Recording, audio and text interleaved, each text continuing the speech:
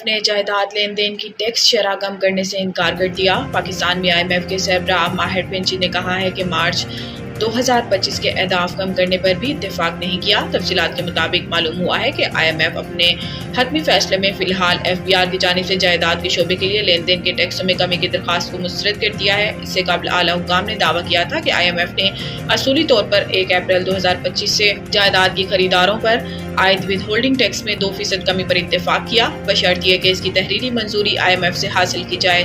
اب IMF نے باضابطہ طور پر بیان دیا ہے کہ اس نے جائیداد کے لین دین پر عائد ٹیکسوں میں کمی پر اتفاق نہیں کیا۔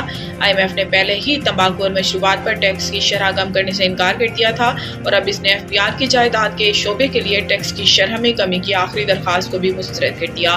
IMF نے موجودہ $7 ارب کی توسیع فنڈ سہولت میں کلائمیٹ فائنانس کو شامل کرنے پر آمادگی ظاہر کی ہے، جو کہ ریزیلینس اینڈ سسٹینیبلٹی فیسلٹی کے تحت پیش کی جائے گی۔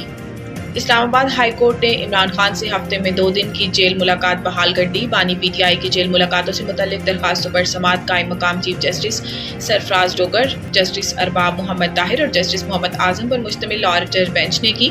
وکیل جیل سپرنٹنڈنٹ اڈیالہ جیل نے عدالت کو بتایا کہ دسمبر تک اسی SOPs کے تحت جیل ملاقاتیں کرائی جا رہی ہیں۔ جنوری کے بعد اسٹیٹس تبدیل ہوا، سیکیورٹی تھریٹس بھی تھی۔ وکیل کا کہنا تھا کہ جیل مینول کے مطابق بانی PTI کی منگل کے روز ملاقاتیں کرا رہے ہیں۔ جنوری کے بعد بانی PTI کا اسٹیٹس انڈر ٹرائل قیدی سے سزا یافتہ قیدی بن گیا۔ قائم مقام چیف جسٹس کا کہنا تھا کہ ہر بندہ درخواست لے کر آ جاتا ہے کہ میری بھی جیل میں ملاقات کرائی جائے، جس پر وکیل جیل سپرنٹنڈنٹ نے کہا کہ یہ جیل ملاقاتوں کو سیاسی مقاصد کے لیے استعمال کرتے ہیں۔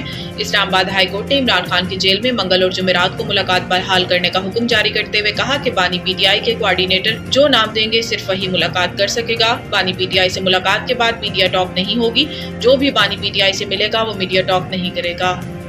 وزیر اعلیٰ بلوچستان سرفراز بگٹی سے مولانا فضل الرحمان کی کوئٹہ میں ملاقات۔ وزیر اعلیٰ بلوچستان سرفراز بگٹی سے مولانا فضل الرحمان نے ملاقات کی ہے۔ ملاقات کے دوران دہشت گردی کے حالیہ واقعات سمیت دیگر امور پر تبادلہ خیال کیا گیا۔ تفصیلات کے مطابق وزیر اعلیٰ بلوچستان سرفراز بگٹی سے سربراہ جمعیت علماء اسلام مولانا فضل الرحمان نے کوئٹہ میں ملاقات کی۔ ملاقات کے دوران دونوں رہنماؤں نے دہشت گردی کے حالیہ واقعات سمیت دیگر امور پر تبادلہ خیال کیا۔ ملاقات میں یونس ظاہری، مولانا عبدالباسط اور دیگر اراکین اسمبلی نے شرکت کی۔ اس موقع پر وزیر اعلیٰ بلوچستان سرفراز بگٹی نے مولانا فضل الرحمان سے گفتگو میں کہا کہ دہشت گردوں کی لاشوں پر سیاست کرنے والوں کو کامیاب نہیں ہونے دیں گے۔ میر سرفراز بگٹی نے گفتگو میں کہا کہ عوام کا تحفظ ہماری آئینی ذمہ داری ہے، اس جنگ کو منطقی انجام تک پہنچائیں گے۔ حکومت نے چینی کی قیمتوں میں اضافے کی خبروں کو بے بنیاد قرار دے دیا۔ رانا تنویر حسین کا کہنا تھا کہ اسحاق ڈار کی زیر صدارت کمیٹی تشکیل دی گئی ہے جو چینی کی قیمتوں کی نگرانی کر رہی ہے۔ انہوں نے واضح کیا کہ حکومت نے چینی کی قیمتوں پر قابو پانے کے لیے ایکشن لیا ہے اور کسی کو قیمتوں میں غیر ضروری اضافہ کرنے کی اجازت نہیں دی جائے گی۔ وفاقی وزیر نے ذخیرہ اندوزوں کے خلاف سخت کارروائی کا اعلان کرتے ہوئے کہا کہ حکومت صوبوں کے ساتھ مل کر اس مسئلے پر کام کر رہی ہے تاکہ عوام کو سستی اور وافر مقدار میں چینی کی فراہمی یقینی بنائی جا سکے۔ انہوں نے عوام سے اپیل کی ہے کہ وہ چینی کی قیمتوں میں اضافے سے متعلق افواہوں پر یقین نہ کریں۔